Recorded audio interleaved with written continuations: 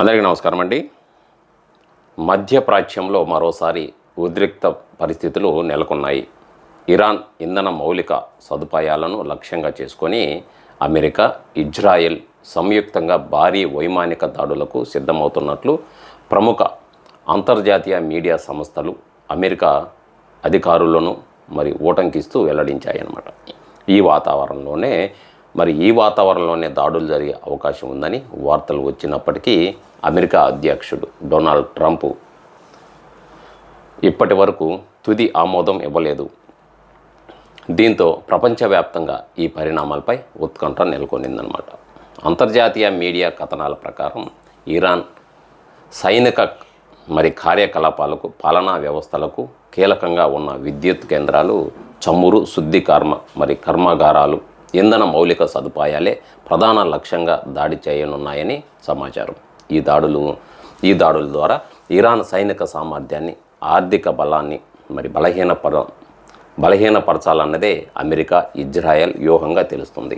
అయితే అధ్యక్షుడు తుది నిర్ణయం వెలువడక ముందే లక్ష్యాలపై వ్యాఖ్యానించేందుకు పెంటగాన్ అధికారులు నిరాకరించారు. ప్రపంచ ఆర్థిక వ్యవస్థపై ప్రభావాన్ని దృష్టిలో పెట్టుకొని సోమవారం ఆగస్టు 3వ తారీఖు అంతర్జాతీయ మార్కెట్ ప్రారంభమయ్యే లోపు ఈ ఆపరేషన్ ముగించాలని అమెరికా అధికారులు చర్చించినట్లు సమాచారం. ముఖ్యంగా చమురు ధరలు, ఇంధన సరఫరాలపై తీవ్ర ప్రభావం పడకుండా చర్యలు తీసుకోవాలనే అంశంపై చర్యలు జరిగినప్పటికీ తుది కాలపరిమితిపై ఇంకా నిర్ణయం తీసుకోలేదు. ఈ ప్రణాళిక గురించి ఇజ్రాయెల్ ఎప్పటికప్పుడు సమాచారం అందిస్తున్నట్లు నివేదిక పేర్కొంటున్నాయి. అదేవిధంగా వాషింగ్టన్లో సమన్వయం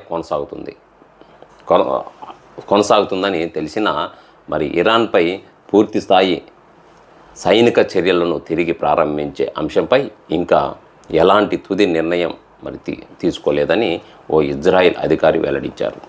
కొత్త దాడిలో పాల్గొనాలని తమకు ఇప్పటి వరకు అధికారిక ఆదేశాలు అందలేదని కూడా ఆయన స్పష్టం చేశారు.